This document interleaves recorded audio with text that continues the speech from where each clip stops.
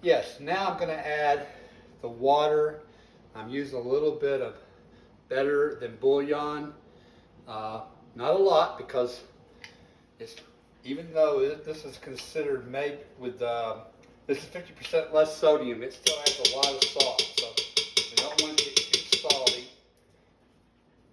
I'm adding some water. I'm probably going to add a little more water.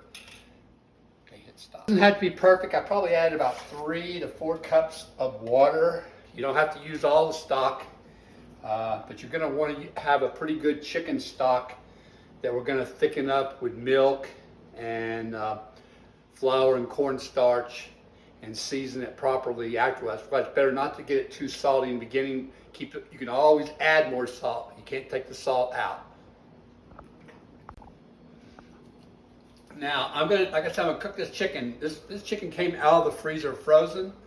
So, and these are chicken tenderloins, so they're a little bit smaller. But since they're frozen, I'm gonna go 15 minutes. If they would have been thawed out, I would have gone 10 minutes.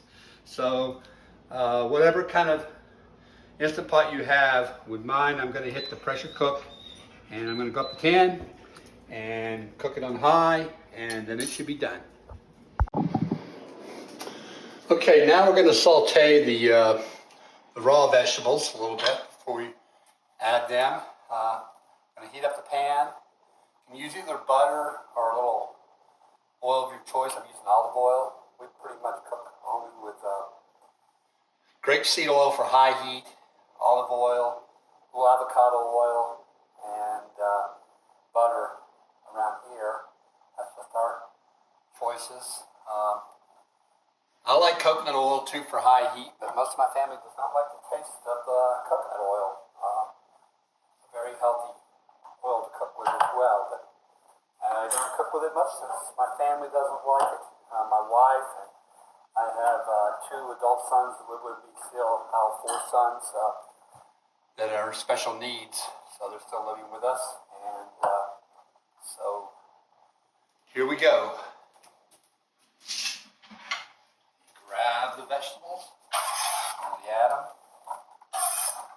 let that get a little hotter. As you can see, my wife calls me a sloppy cook. That's probably true. A little bit sloppy and messy.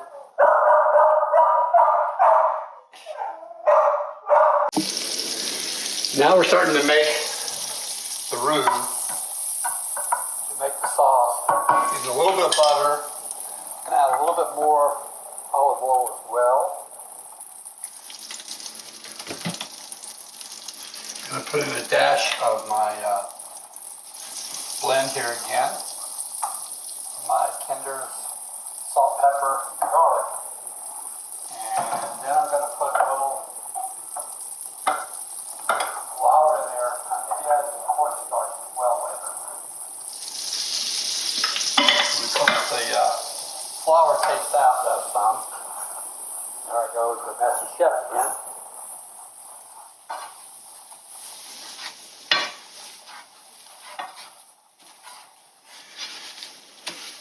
My wife loves that I cook. She just doesn't think I quite clean the kitchen to her standards. So I don't think I'll be doing a show on how to finish cleaning the kitchen to her standards.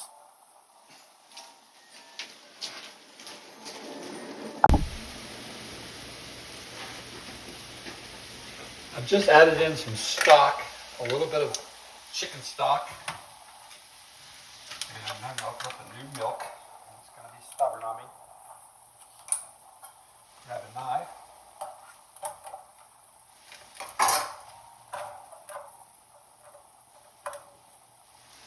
This is whole milk. You can use 2%. I reckon it'll be fine with 2%.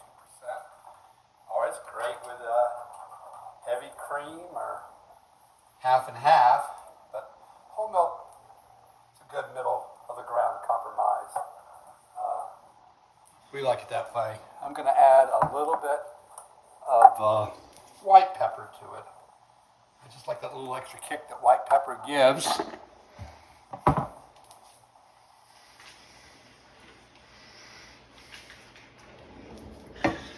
sometimes add a little touch of nutmeg, but I usually have whole nutmeg. I also had some pre-ground nutmeg. Prefer the non-pre-ground, but ran out not long ago and it lasted me forever. And it's just one of those things I keep forgetting to get at the store. So I'll have to get some more. But a little touch of nutmeg in it adds a little nice undertone of flavor. It doesn't run it without it, but it just adds a subtle little taste that most people can't even recognize is there, which is kind of nice. Let's just put a little more of this there instead. And I'm going to have to probably get ready for making my cornstarch slurry as well.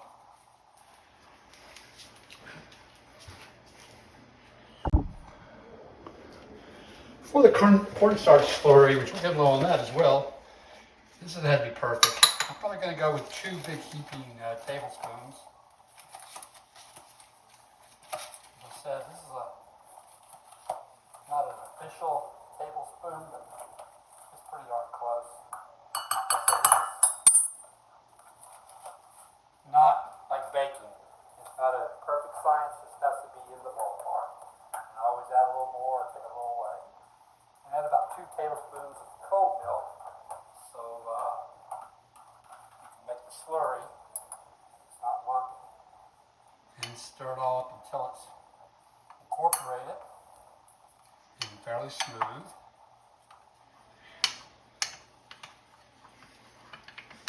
Nobody likes lumps in their sauce. Let's try to get it smooth. And then let's add this slurry of cornstarch into the liquid here.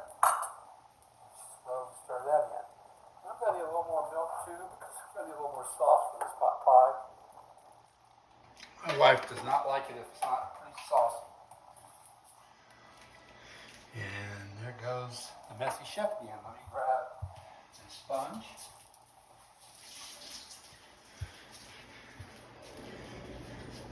Now, this is the first house. We've always had houses mainly with basement, bigger houses when all of our sons live with us. But I have bad knees, so we looked for a ranch house, which that's what this is. And it's the first time we've ever had a stove that wasn't gas. I prefer gas stoves. This is more easier to clean than most gas stoves, being the messy chef I am. But still prefer gas. But it's not bad. We also have an induction portable cooktop, which works pretty well. And we have a nice convection oven, some KitchenAid. It's a big one. It's not a double oven. We've had some double ovens before. That'd be nice. But like I said, we sometimes get the whole family together, but we make it work.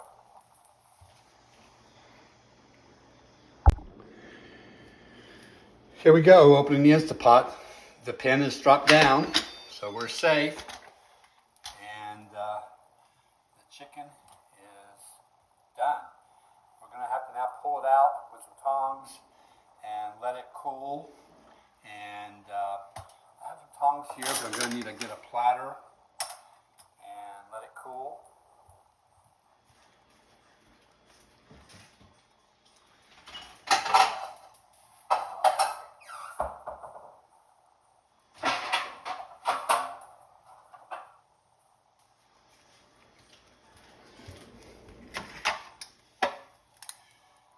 Now, pulling the chicken out.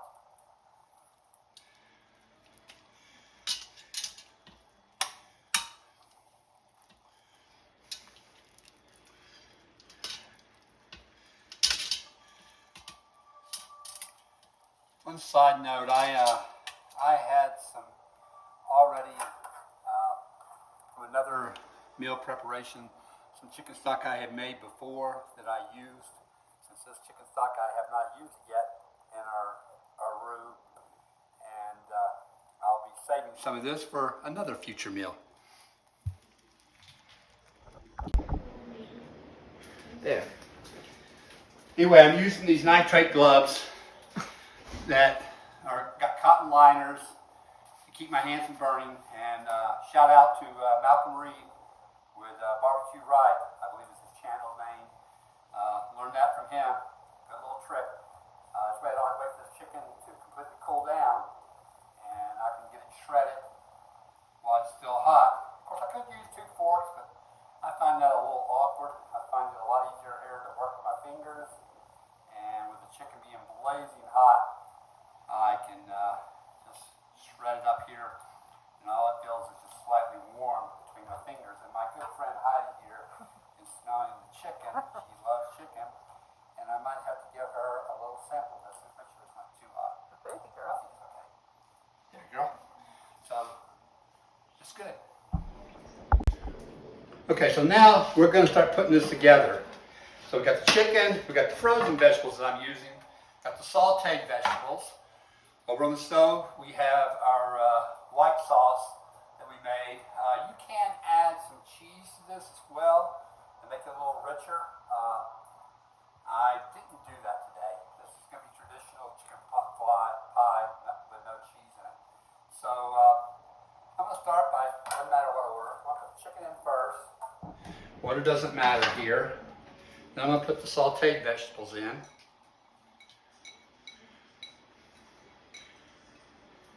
And then I'm just going to kind of incorporate everything here now. Everything I may not need all, but let's see how much I can use of the frozen vegetables. And I'm just cooking these frozen. They will cook during the baking time. They're kind of like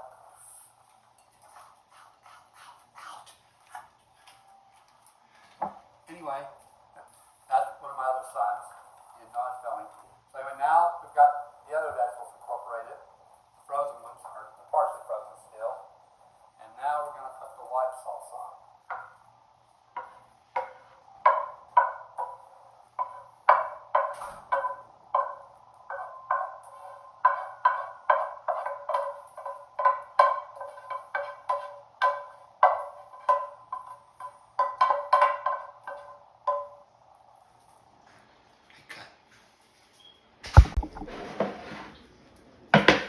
Now, sometimes I do make pie crust from scratch.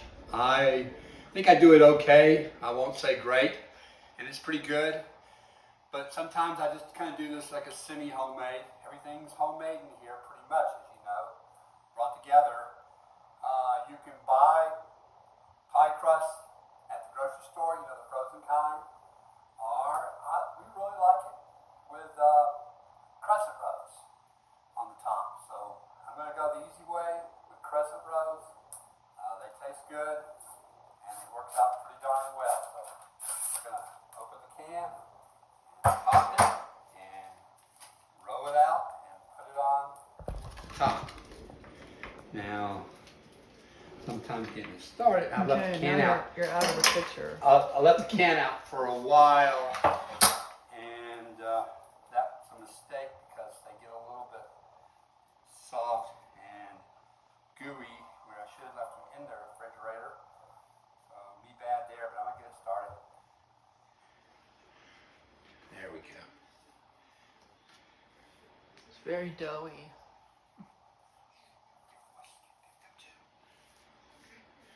So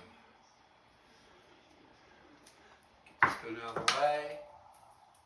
This doesn't have to be really pretty. It's gonna pop up and bake.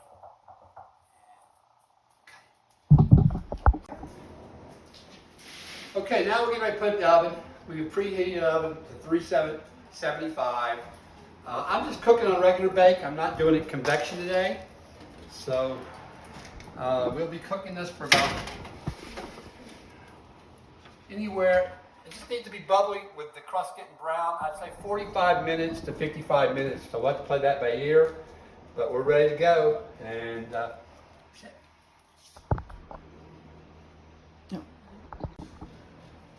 Yes.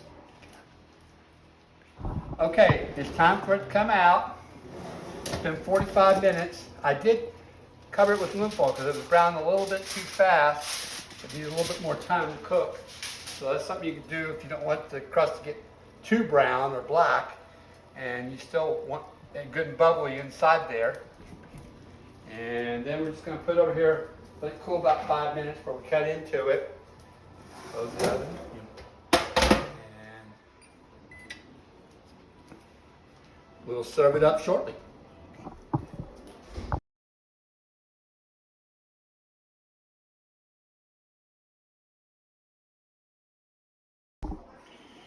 Okay, now to try it.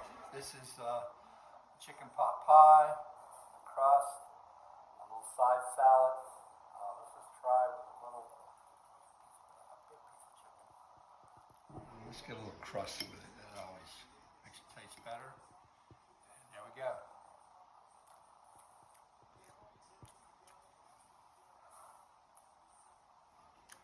It tastes good, huh? Very good.